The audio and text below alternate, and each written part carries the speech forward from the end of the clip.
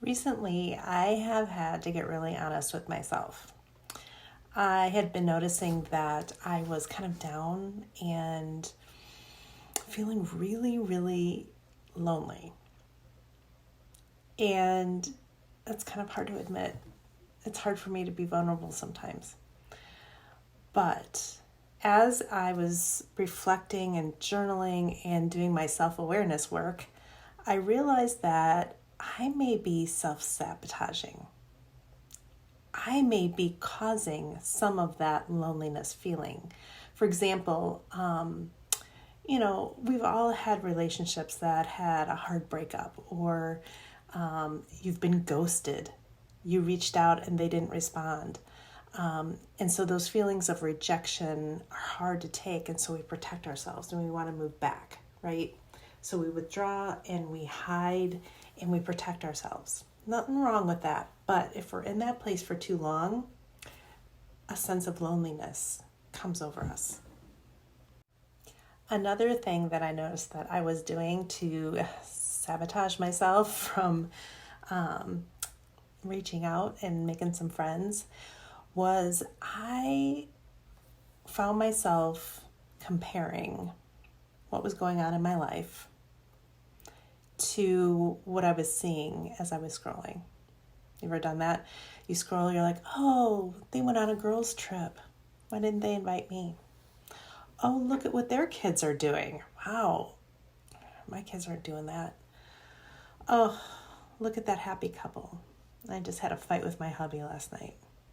No one's going to want to be friends with me. No one's going to want to know what my life is really like.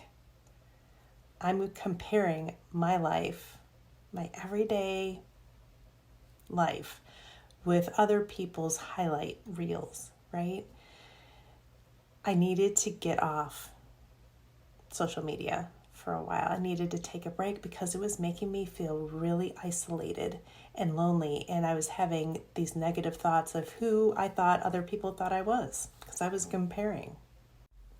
And another thing, this is what happens when you do your self-awareness work. You start noticing things, and sometimes they're hard to face, but on the other side of it, you feel more free and healed.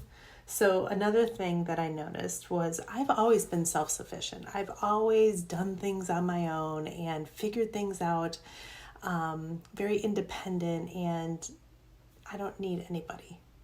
I don't need your help. I can do it myself, right? Can you relate? Like, I got it. I don't need your help, your support. I'll take care of it myself. Or I portray an image that I got it all together. Yep, look at my highlight reels, right? Look at my family, shiny, happy people. So I'm giving other people the image that I don't need you, which is so not true. I need people. I need a community. I need friends. So do you.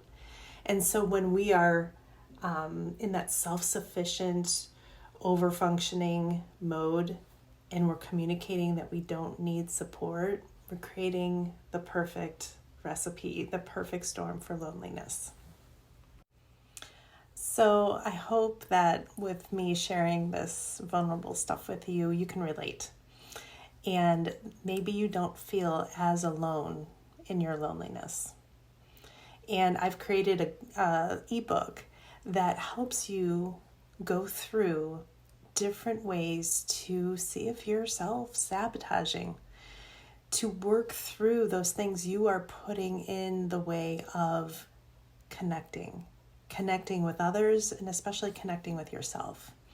So if you want to download the free guide that I've created, just go to this link up here, go to the link in my bio, go to my website, and go through these 10 thought-provoking questions that help you get to the root of why you feel disconnected and isolated and lonely, and what you can do about it. Because it's just not right that we're alone in this world. And I want you to feel connected with yourself so you can connect with others. And I would love to connect with you too. So please reach out, let me know how this guide has helped you. And Maybe we can get on the phone and talk through your feelings of loneliness.